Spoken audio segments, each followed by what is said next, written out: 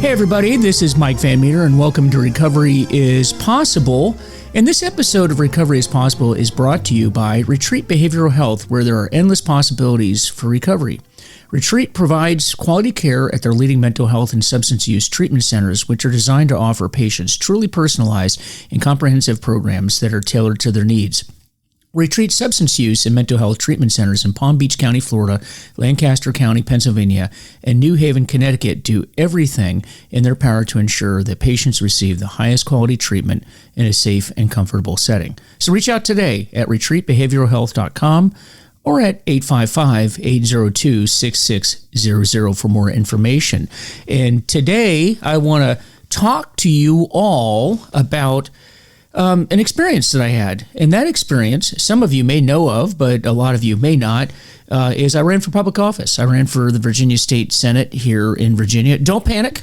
Don't panic. We're not going to talk politics. I found that is a very dangerous road to go down. It's not that I ran for a political office that is going to be the focus of this podcast. It's going to be the fact that I took a very difficult undertaking. Very, very difficult undertaking, and it's an undertaking that very few people, period, ever attempt to do because it just takes a lot out of you mentally, emotionally, physically, spiritually. And that's going to be the focus of our discussion today. And wanted to talk about what that experience was like and how I was able to navigate those rough waters and stay sober and stay sane. Well, at least I think I stayed sane. Maybe my wife will have a different opinion of that. I don't know. We'll find out. But I do want to have a discussion about how all of this panned out. And in order to do that, I invited my good friend, Aparna Sain. Many of you have heard her on this podcast before, and she is the host over at WERA 96.7 FM in Arlington. And she has a show called Mindful Radio.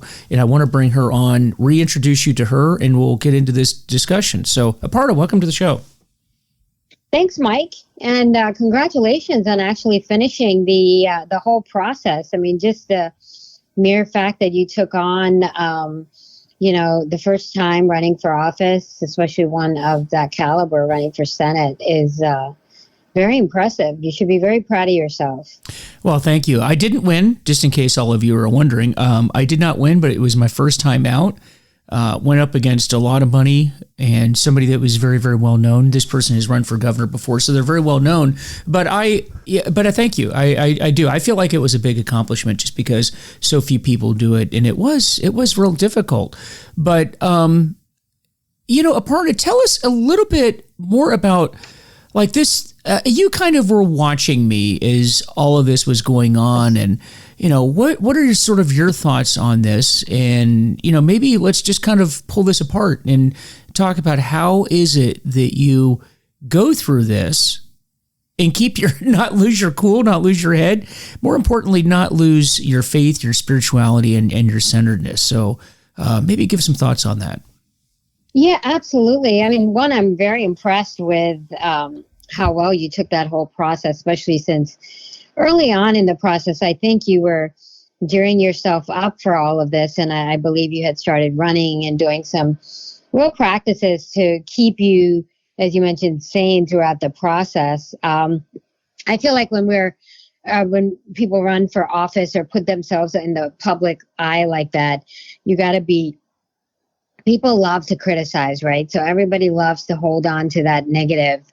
And so you might have done 10 things right, but they'll keep talking about the one or two things that, you may not, or that you'd sooner forget, let's put it that way. And so I know you mentioned that a few times, Mike, was your experience, but the fact that you kept your sanity is so impressive. Yeah, I don't know that I always felt like I did, but I do know this, that when you're in this process, you get to know all of the other candidates. And when you get to know the other candidates, you gotta know their baseline. What are their personalities? What are they like? And I can tell you, at least I believe from my perspective, I was able to keep my cool a bit more than a lot of the other candidates, those that in my perception weren't as grounded, weren't doing the things that they needed to do in order to stay grounded. And these are concepts that can apply to all of the people that are listening to this podcast right now. It's not just running for office, because many of you listening to this podcast do very difficult things. You have very difficult jobs. Maybe you're a firefighter, maybe you're a police officer, maybe you're an executive, maybe you're just a nurse, a doctor, a nurse, whatever the case may be. These are high stress professions. And in order to do that, I think that there's things that you really need to do. Now, Aparna, and I don't want to get your thoughts on this, because I was talking to someone about this the other day. I was talking to a patient, actually, in the detox center where I work the other day about this. And that is that as individuals, we tend to really do the things that we need to do to stay grounded and centered and healthy when things are going well, when we're really not under a lot of stress. Like, for example, I went to the gym tonight and really, prepared a meal, tried to make it a healthy meal, took care of myself. Like I said, I went to the gym. I've been trying to get back into my sleep cycle, really take care of that, because sleep is underrated. And I'm doing that. But you notice that I'm doing it now, or I'm more conscientious, I should say, now that the Senate race is over with. And I notice that I do these types of things more when I'm not under a lot of stress. But my perspective is that when you're under a lot of stress, you tend to do less of those self-care types of things, when in actuality, if you were ever going to practice self-care, it should be during those stressful situations. Do you agree with that? Absolutely. In fact, I was going to say, it's that same analogy that we use when we get on the plane, right? And they say, you got to remember to put your mask on yourself first before you can try and go save other people, right? So it's the same thing with as you brought up, any stressful job or situation, is you got to practice that self-care. And by self-care, I think, people are not necessarily, you don't have to reach for something really far. Like, you don't have to go meditate for a few hours, or you don't have to go to get a massage or something like that. Simple techniques can go a really long way. One is just kind of getting outside, going for a walk, all these simple little things that we think, oh my God, I'm going to get to it. So simple, I think, is really key when we're talking about self-care, especially under stressful situations. So things like going for a little walk, going for a jog, going to the gym, meditating, actually stopping for 5-10 minutes, maybe throughout the day, especially if you're triggered, we say then you should do it throughout the day. Short stints of quiet for like 5-10 minutes. So I think that there are a lot of things we can do and execute on when we are in that fire, when we're trying to put out a fire.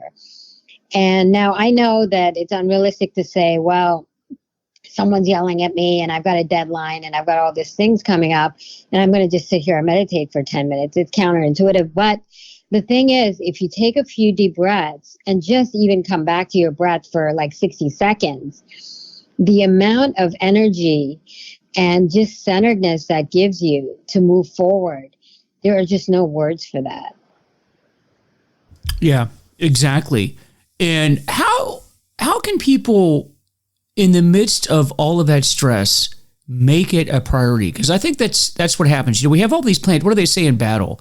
All your great plans, you can have all the greatest plans in the world, but it's not until that first bullet is fired. As soon as that first bullet is fired, then all those great plans go out the window, and all the tactics and the training that you studied and you thought that you were ready for that combat, it's out the window, and you're not doing that. So what can we do to make sure that we stay focused, and during those tough times, really focus on doing what we need to do?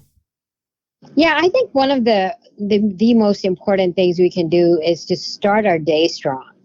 So these practices really need to be ingrained in our way of being, where you start your day strong, whether it's going for a walk or going to the gym, and then actually sitting for 15 minutes of quiet and meditating and observing our breath, or doing some yoga in the morning. So the way we start each day is probably the greatest gift we can give ourselves, no matter what the situation. And there's just no excuse for that. So even before I used to do yoga, I used to actually, I usually start my day with meditation and yoga. And I have a pretty long practice of about 2 hours. So I start at 5 a.m. But I think typically, even if you can't do something like that, just taking like 30, 40, 60 minutes in the morning to set, give yourself that ability to start the day off strong goes a really, really long way. It keeps you from everything kind of unraveling in a way that is just going to become uncontrollable. And then the other thing is to observe some really small things we can do even while we're in the midst of stress. So one of the most important things is to drink a lot of water. Mm-hmm. Stay hydrated, because hydration is key to now. I mean, I'm saying that, and I know today I did not drink enough water. So I know how quickly the time changes and things happen.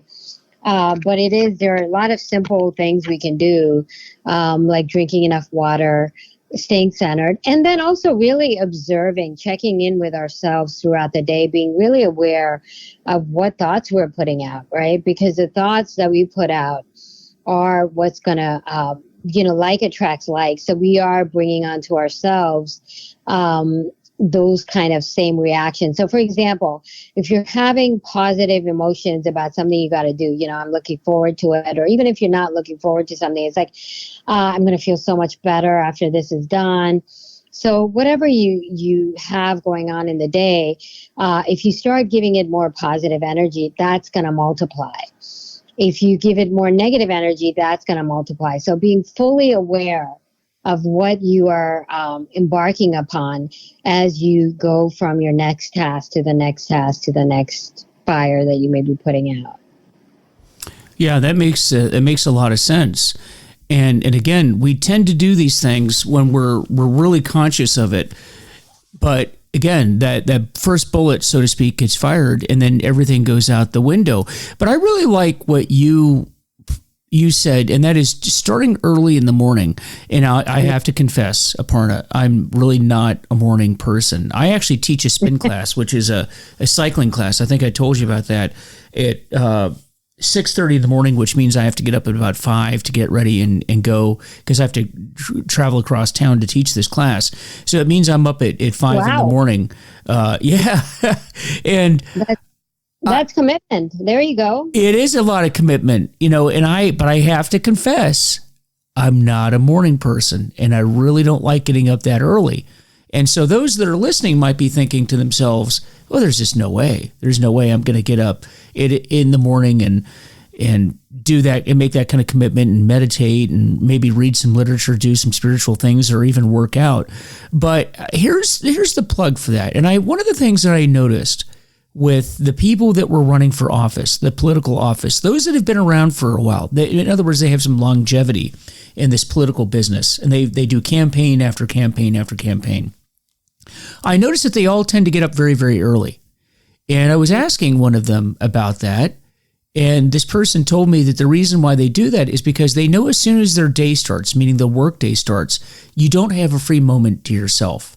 So it's not like you're going to go for a run during lunch, or, I'm going to go to the gym in the evening. I'm going to maybe do some spiritual things in the evening, because the fact is, in the political world, particularly if you're working on top of running for a political office, it gets away from you pretty quick.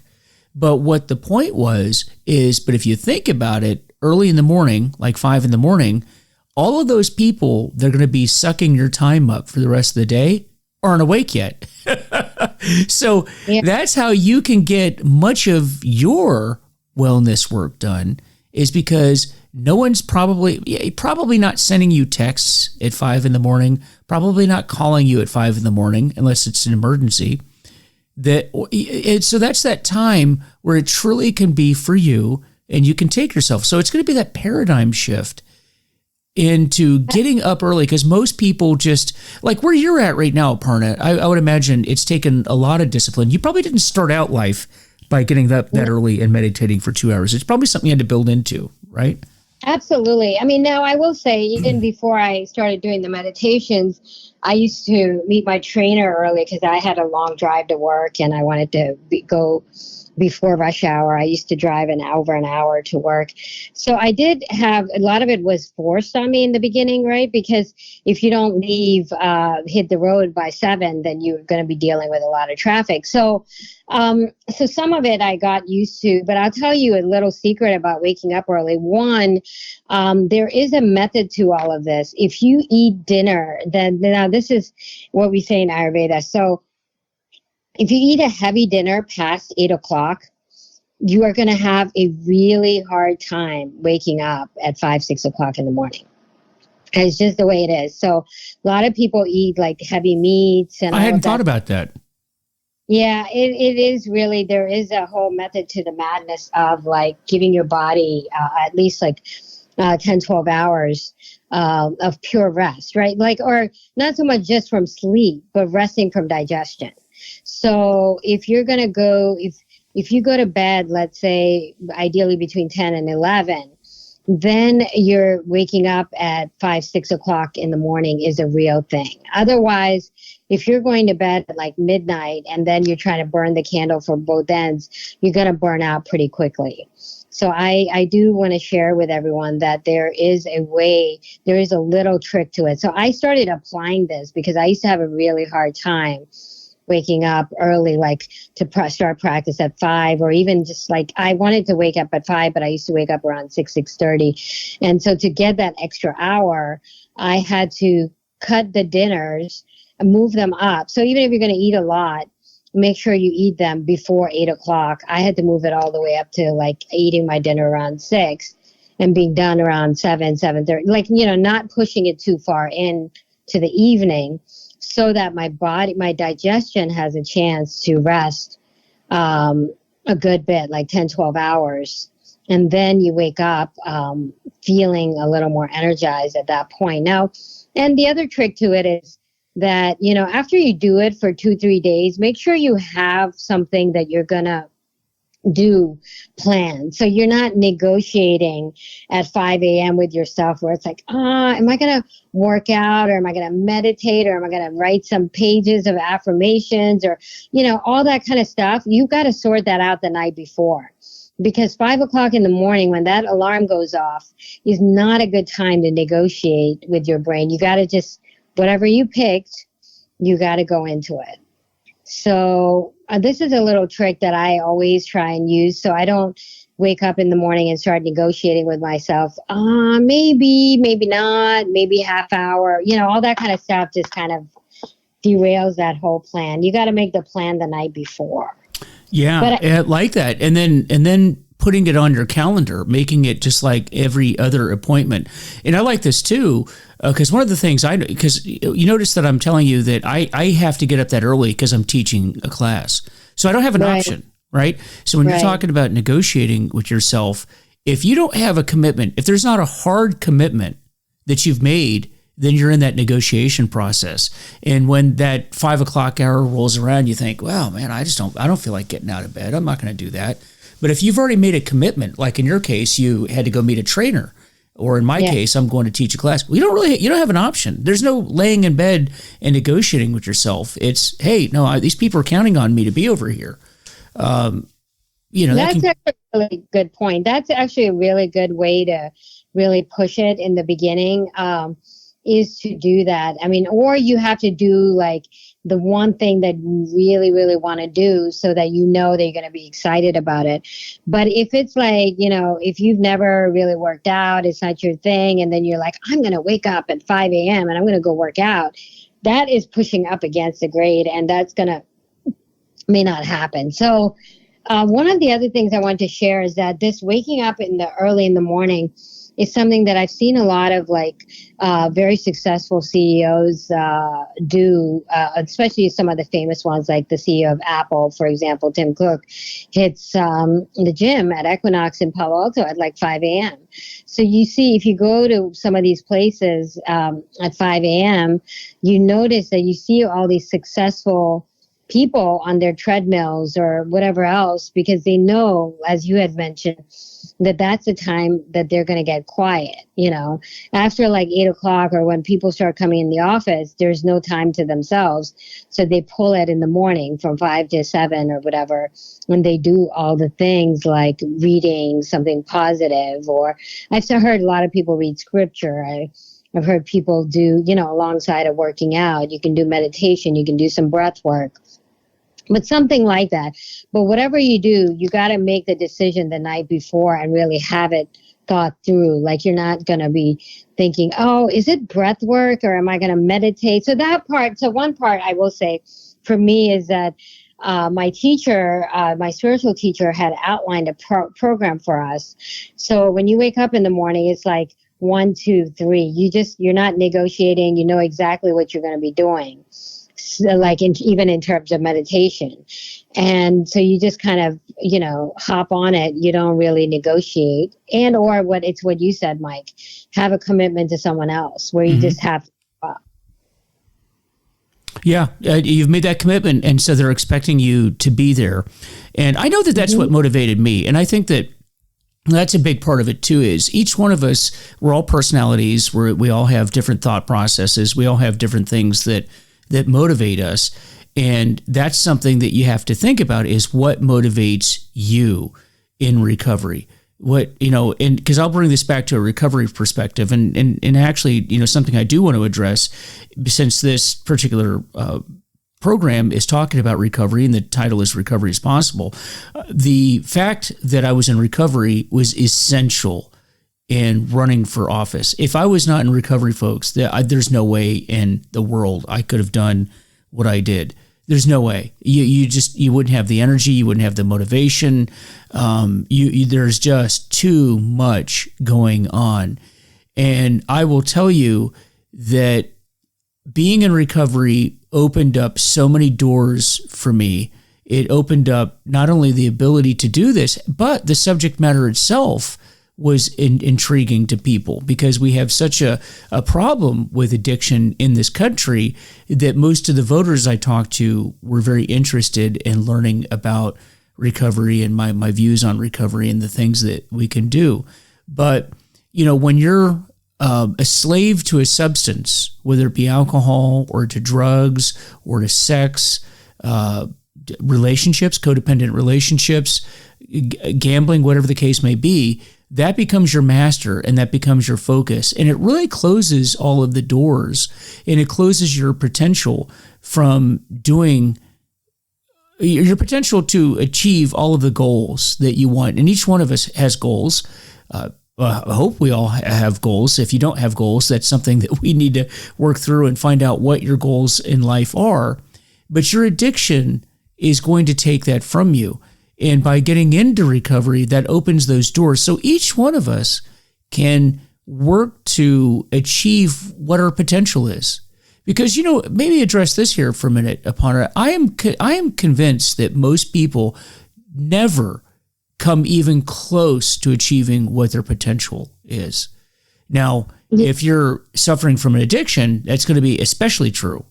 But even those that are in recovery or are self-aware, self-focused, are still going to struggle. But all the concepts that we're talking about are going to be opening those doors for you to come as close as you can to achieving your potential. Do you agree with that? Absolutely. And I think one thing that I want to share here is that one of the most important things we can do for ourselves in life is to have something that we believe in that's larger than ourselves.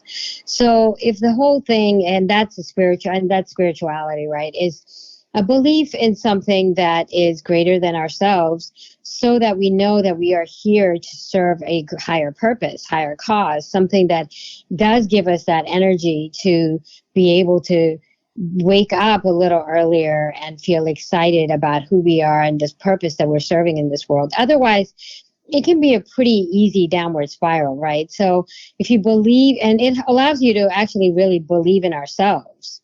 And unfortunately, there are too many people out there who, we get caught up in our own head. I'm not good enough. I don't know if I've got my self-worth, this or that.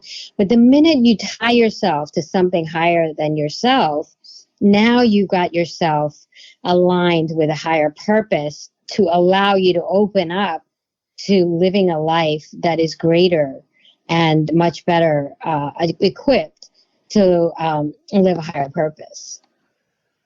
Yeah, absolutely. And that's what it comes down to.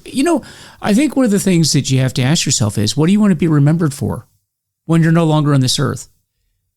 Because at some point, we're all going to be gone. And what do I want to be remembered for? And just knowing that utilizing the practices that we're talking about are going to help you better achieve that which is for the greater good, for the community, for your family, for, whatever your purpose is. And our addictions are going to hold us back. But I tell you, being in recovery and the idea of recognizing the powerlessness over substances that I have, doing that searching and moral inventory every single day, constantly looking at where I can improve what I'm doing, my life, making amends with people, for those that I offended or there was perceived offense, dealing with that every single day. That gives you peace of mind. And then constantly looking upwards into my higher power. And, I'm not telling people what to believe as far as religion is concerned, but I do believe that you have to have a higher purpose, a higher power, and to look in those directions and find every day asking myself, am I doing what I need to do to achieve those goals as directed to me through this higher power? It really keeps you centered and it keeps you focused. And I just saw so many people not do that, and they really suffered during the campaign. And those are the people that by the time it's over with, they say, I will never do this again. and you never hear from them again. And I think that if you're going to have longevity in running for an office, or if you're in a high power position, higher pressure position, you're going to have to really employ the concepts that we're talking about, or you're just not going to last long. Like you mentioned, Aparna, you're just going to burn out early on. Yeah, and it's a shame because we need more people who want to serve our country, right? So people run for office with really good intention, I think, to want to serve the people, to serve our country. And we need people to be super excited about that. And so in a lot of ways, I wish the system was set up to encourage more people to want to serve, especially young people or people with specific, who are really passionate about a specific political view. Like I think the work you're doing with bringing recovery to the forefront of as you're running for office was great, right? Sharing that message is so important. Mental health is a very important message that I wish more politicians would actually bring as a pillar for their campaigning. And, so all of these things, and I'm just amazed, right? People come in with such great intentions to run for office, and yet it's such an exhausting process that they get disheartened and then they don't run again, which it's kind of a little sad to see, I have to say. I wish we could turn that around, because we need more people who can recognize their higher calling to serve people and humanity and their country. We need to make it easier, and we need to use that to inspire more and more people. We want that to grow. We do.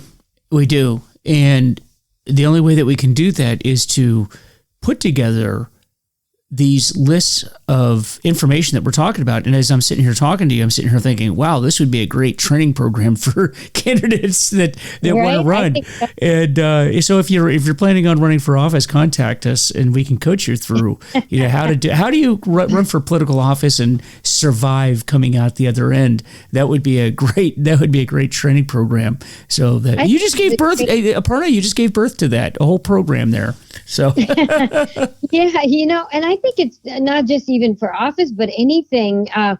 Because Mike, I think the thing that it boils down to is how much do we value our own self-worth, right? Are we worthy of making our dreams come true? Mm-hmm. Are we really I like that. worthy?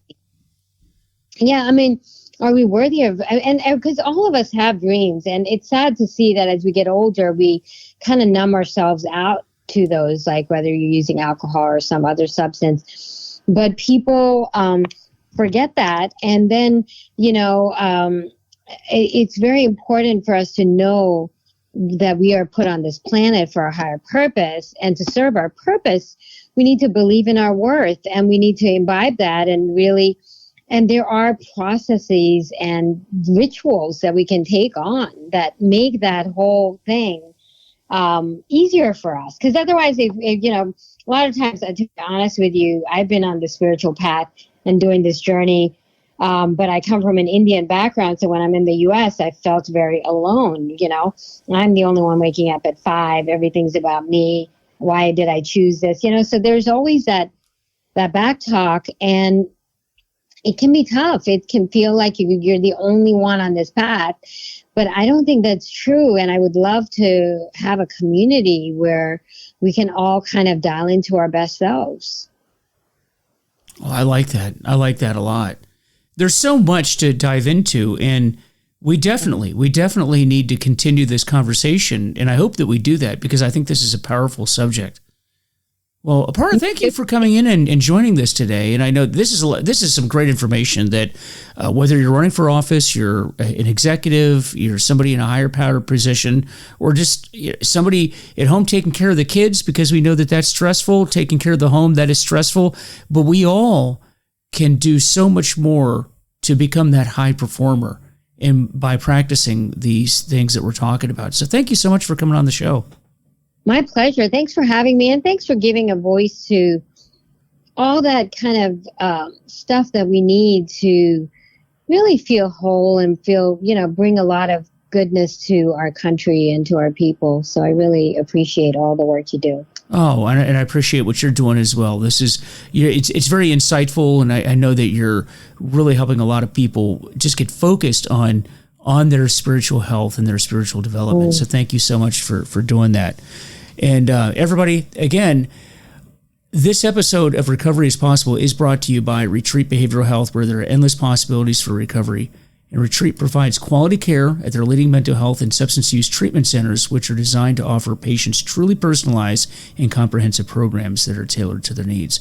So Retreat Substance Use and Mental Health Treatment Centers are located in Palm Beach County, Florida, Lancaster County, Pennsylvania, and New Haven, Connecticut. And they do everything in their power to ensure that patients receive the highest quality treatment in a safe and comfortable setting. So reach out today at retreatbehavioralhealth.com or call them at 855-802-6600 for more information. And folks, you guys take care of yourselves. I know that we can do this thing called life, and we can do it well, and you can achieve your potential. And again, this is Mike Van Meter with Aparna Sain, and this is Recovery Possible. And we will see you guys next week. Take care of yourselves. Bye-bye.